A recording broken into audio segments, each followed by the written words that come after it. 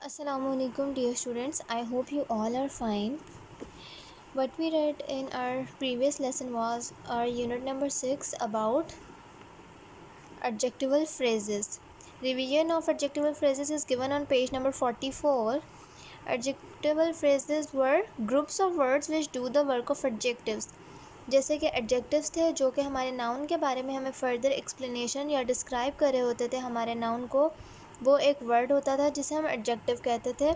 इसी तरह group of word जो है हमारे नाउन को एक्सप्लेन करा हो या डिस्क्राइब करा हो उसे हम एडजेक्टिवल फ्रेजेस कह देते हैं। सिर्फ ये डिफरेंस है, एडजेक्टिव्स क्या थे जो कि हमारे नाउन को डिस्क्राइब कर रहे हों, और एडजेक्टिवल फ्रेजेस क्या हैं, ग्रुप ऑफ वर्ड्स जो कि हमारे नाउन्स को एक्सप्लेन या डिस्क्राइब कर रहे हों, उसके बारे में हमें फ़र्दर एक्सप्लेनेशन दे रहे हों, और ये ज़्यादातर प्रपोजिशंस के साथ स्टार्ट होते हैं। Now we are going to start a new lesson number 7। It's about relative pronouns. अब रिलेटिव प्रोनाउंस क्या है, हमने पेयर्स ऑफ सेंटेंसेस को पढ़ना है और उससे हमें पता चलेगा कि रिलेटिव प्रोनाउंस क्या होते हैं। रिलेटिव प्रोनाउंस जो है is a type of pronoun that often produces dependent clause in sentences. मतलब वो किसी न किसी सेंटेंस को डिपेंड कर रहे होते हैं, किसी न किसी सेंटेंस पर डिपेंड कर रहे होते हैं, या उस सेंटेंस से रिलेट कर रहे होते हैं, या दो सेंटेंसेस को आपस में रिलेट करके उनका ताल्लुक़ हमें एक्सप्लेन कर रहे होते हैं। They also can stand alone as the subject और ऑब्जेक्ट। ये अकेले भी यूज़ हो सकते हैं सब्जेक्ट या ऑब्जेक्ट के तौर पे। सब्जेक्ट क्या होता है, जो चीज़ जिस चीज़ जो काम करी हो, ठीक, कोई भी ऐसा नाउन जो काम कर रहा हो, और ऑब्जेक्ट होता है जिस नाउन पे काम किया जा रहा हो, ठीक। तो जो हमारे रिलेटिव प्रोनाउंस हैं वो सब्जेक्ट या ऑब्जेक्ट के फॉर्म में भी काम कर रहे हो सकते हैं। उसके अलावा प्रोनाउंस को किस तरह एक्सप्लेन किया जा सकता है कि प्रोनाउंस जो हैं रिलेटिव प्रोनाउंस, प्रोनाउन की वो टाइप है जो कि हमें रिलेशन बता रही होती है सेंटेंस में दो क्लॉज का, सेंटेंस के क्लॉज का रिलेशन बता रही होती है, ठीक। जो नॉर्मली यूज़ होते हैं प्रोनाउंस, रिलेटिव प्रोनाउंस, वो whoever, whom, that, which, when, where and whose, this type के ही प्रोनाउंस होते हैं। तो जो रिलेटिव प्रोनाउन है वो कनेक्ट कर रहा होता है एक क्लॉज को या फ्रेज़ को, एक क्लॉज को या फ्रेज़ को कनेक्ट कर रहा होता है एक नाउन से या प्रोनाउन से। जो क्लॉज हैं वो, क्लॉज और फ्रेजेस का डिफरेंस हमने अभी नहीं पढ़ा, लेकिन क्लॉज और फ्रेज में ये डिफरेंस होता है कि क्लॉज वो सेंटेंस होता है जो कि पूरी बात एक्सप्लेन कराओ, और फ्रेज जो हैं वो पूरी बात एक्सप्लेन नहीं कर रही होती फ्रेजेस। इनका डिफरेंस ये है। अभी फ़िलहाल हम पढ़े हैं रिलेटिव प्रोनाउंस, और रिलेटिव प्रोनाउंस क्या हैं, कोई भी ऐसे वर्ड्स जो कि इस्तेमाल हो रहे हों क्लॉज या फ्रेज़ को नाउन या प्रोनाउन से रिलेट करने के लिए। नाउन और प्रोनाउन क्या होता है, नाउन्स होते हैं हमारे कोई भी जगह का, इंसान का या चीज़ का नाम, और प्रोनाउन होता है जो कि उसकी जगह इस्तेमाल हो रहा हो, ठीक। जैसे हम कहते हैं this is the book, it's mine. Here it's जो है वो हमारा प्रोनाउन है जो कि बुक की जगह इस्तेमाल हुआ। बुक हमारा नाउन था, इट्स हमारा प्रोनाउन है। अब रिलेटिव प्रोनाउंस जो हैं वो क्लॉज को प्रोनाउन या नाउन से रिलेट कर रहे होते हैं। Let's start reading. Look at the following pairs of sentences. Each pair of sentence can be join to form a single sentence, ठीक। पेयर ऑफ सेंटेंसेस है यानी कि दो सेंटेंस हैं, और हर जो पेयर है उसको हम ज्वाइन कर सकते हैं एक सेंटेंस बनाने के लिए। जैसे कि do you know the man, he ons this shop, ठीक। ये दो सेंटेंसेस हैं, लेकिन हम इनको एक किस तरह बना सकते हैं, अगर हम do you know the man who owns this shop करके पूरा एक सेंटेंस बनाते हैं, ठीक। इधर हमने कहा क्या तुम उस आदमी को जानते हो, उसकी ये दुकान है। इधर हमने सेंटेंस बना दिया क्या तुम उस आदमी को जानते हो जिसकी ये दुकान है। Getting the point. Do you know the man that ons this shop, you can use both words who or that according to the sentence. Now what's the next sentence? The woman is my neighbor. ये औरत मेरी हमसाई है. We met her. हम इनसे मिले थे. हम जिनसे मिले थे ये हमारी हमसाई हैं. ठीक.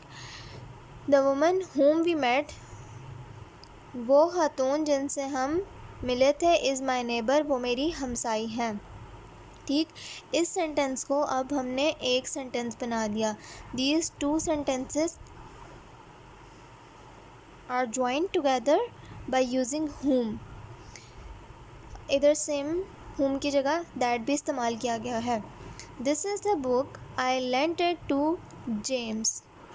अब यहाँ पर ये बुक हमारा नाउन है और इट जो है प्रोनाउन है, क्योंकि इसकी जगह अब यहाँ पर इट इस्तेमाल हुआ. ठीक. ये प्रोनाउन हो गया. Now this is the book which I lent to James. ये एक किताब है. I lent it to James, मैंने ये जेम्स को उधार दी थी.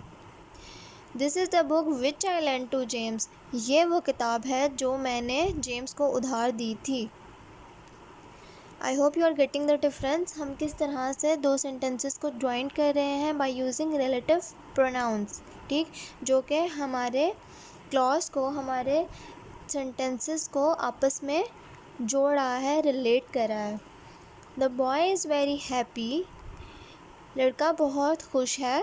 His painting has been selected for the exhibition. उसकी पेंटिंग जो है वो एग्जीबिशन के लिए सिलेक्ट हो गई है.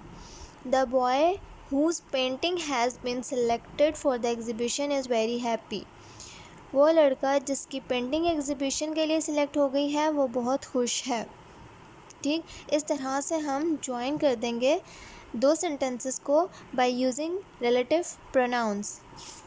Moving on next page, there are further examples of relative pronouns are given on page number 46. The words used to join the sentences, वो वर्ड्स जो कि सेंटेंसेस को ज्वाइन करने के लिए यूज़ होते हैं, इस्तेमाल होते हैं. For example who, that, whom, which and whose are relative pronouns. जो हम लोग अभी इस लेवल पे सीखेंगे वो कुछ एग्जाम्पल्स दे दी गई हैं हमें. सिर्फ ये 4-5 वर्ड्स हैं. Who, that, whom, which and whose. ये रिलेटिव प्रोनाउंस हैं. अब ये सेंटेंस में किस तरह से हम यूज़ करते हैं. We use who and whom for people. Who और whom जो हैं वो लोगों के लिए इस्तेमाल किए जाते हैं. We use that for people, animals and things. That हम लोगों के लिए भी इस्तेमाल कर सकते हैं, जानवरों और चीज़ों के लिए भी इस्तेमाल कर सकते हैं. हु और whom सिर्फ लोगों के लिए इस्तेमाल हो रहा है, जबकि दैट लोगों के लिए भी, जानवरों के लिए भी और चीज़ों के लिए भी. पीपल के लिए, एनिमल्स के लिए, थिंग्स के लिए. We can use that for people, animals and also for things. Next is which can be used for animals and things. Whose as a possessive. जब हम किसी चीज़ का एक्सप्लेन कर रहे हों कि वो किसकी है, पजेसिवनेस बता रही हो, ऑनरशिप बता रही हो, उस सिलसिले में हम हुज़ कहेंगे कि कौन इंसान उस चीज़ को या उस खूबी को ऑन करता है, किस में वो खूबी है या किसकी वो चीज़ है. When and where are also relative pronouns, but here in this book and in this chapter we are not going to learn about these. These are written just for your convenience. अगर आप लोगों को याद रखने में आसानी हो. अभी फ़िलहाल हम इस्तेमाल नहीं करें इन दोनों को, लेकिन आप लोगों को पता होना चाहिए कि these are also relative pronouns. Read and learn. This is the boy who was crying at the train station. ये वो लड़का है जो रात को ट्रेन स्टेशन पर रो रहा था, जो कि ट्रेन स्टेशन पर रो रहा था. The man that we met earlier is my uncle.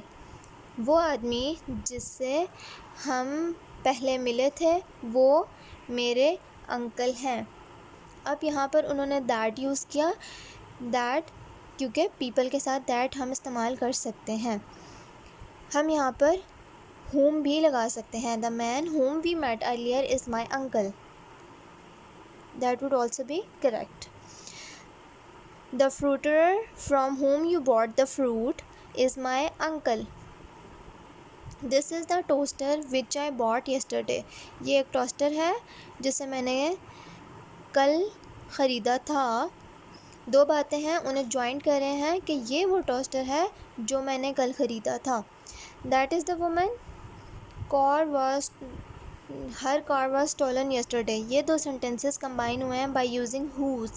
That is the woman whose car was stolen yesterday. Here the word whose is telling us about the ownership of car, कि वो car किसको belong करती है, वो car किसकी है, woman की. ठीक, उस woman की कार है वो. तो ये हमारा क्या हो गया, as it's telling us about the ownership and possession. तो ये हो गया हमारा as a possessive. We used the word whose. Now what you people have to do, आप लोगों ने क्या करना है, दीज एक्सरसाइजेज, क्योंकि आपके पूरे वीक में सिर्फ 2 क्लासेस हैं ग्रामर की, तो exercises are not that much huge for you to be done. Exercise number 13, 14 and 15 are your homeworks. Let's have a look. That is the boy who stole my bicycle. ये example दी हुई है और blanks हमने सिर्फ who या विच को use करके सॉल्व करनी है. इट्स वेरी कन्वीनियंट बिकॉज हमें 2 वर्ड्स बता दिए गए हैं. हमें बहुत सारे वर्ड्स में से चूज़ नहीं करना, हमने सिर्फ इन 2 में से चूज़ करके ये फिल इन द ब्लैंक्स जो हैं फिल करनी है.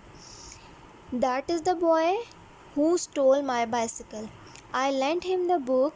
मैंने उसे बुक उधार दी.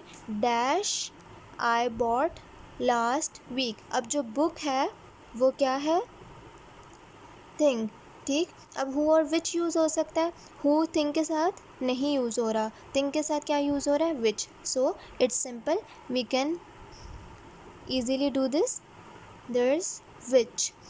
The next sentence is this is the salesman dash sold and the computer. ये वो सेल्समैन है जिसने बेचा है एन को कंप्यूटर. अब सेल्समैन जो है इंसान है और लोगों के साथ हु लगेगा या विच. विच पीपल के साथ तो नहीं लग रहा, पीपल के साथ क्या लग रहा है, who. Now we will put who here. Now what you people have to do is solve the other questions. Here girl is also a person, people. Here the word people itself is being used. Friends are also humans. people के साथ क्या relative pronoun इस्तेमाल होगा हमारा, who. I hope you will do this very easily. Now let's have a look on the next exercise number 14, page number 49. Fill in the blanks, whom or whose. By using whom or whose you have to fill the blanks. He is the boy whose father is a lawyer. whom और whose का difference हमने यहाँ पढ़ा. whom जो है वो लोगों के लिए इस्तेमाल होता है, whose जो है वो पोजेशन के लिए, किसी चीज़ की पोजेशन ऑनरशिप शो करने के लिए. इधर फादर जो हैं किसके हैं, उस लड़के के. वो अब ही हैव हिज फादर. ठीक, उनका आपस में रिलेशन है, तो उसकी रिलेशनशिप को whose के साथ एक्सप्लेन किया गया. The teacher dash the students respect is leaving the school. Now अब यहाँ पर किसी भी चीज़ की बात नहीं हो रही, तो किसी किस्म का पोजेशन नहीं है, तो here we will use the pronoun whom. The next is, let's read the sentence. The man dash we helped was a tourist. इधर भी किसी चीज़ की बात नहीं है, सिर्फ उस इंसान की बात हो रही है. Now again we will use the relative pronoun whom. Moses is marrying Amy dash father is a politician. ठीक, अब जिसके फादर जो है पॉलिटिशियन है, यहाँ पे अगेन उसके रिलेशनशिप, ऑनरशिप, पोजेशन में से रिलेशनशिप की बात हो रही है, तो यहाँ पर हमारा प्रोनाउन whose यूज़ होगा. ठीक, Moses is marrying Amy whose father is a politician. Now you have to solve other by yourself. Let's move towards exercise number 15. Choose the correct word. हमने correct word यूज़ करना है और हमें bracket में 2 words दे दिए गए हैं. It's very easy comparatively. The parcel dash arrive this morning was for David. अब बात किसकी हो रही है? पार्सल की। अब इसमें से दैट लगेगा या who. Parcel is a thing, thing के साथ हम हु लगाते हैं ये that. Here we can see from here who जो है वो पीपल के लिए है, दैट पीपल एनिमल्स और थिंग्स के लिए है, so we will use that.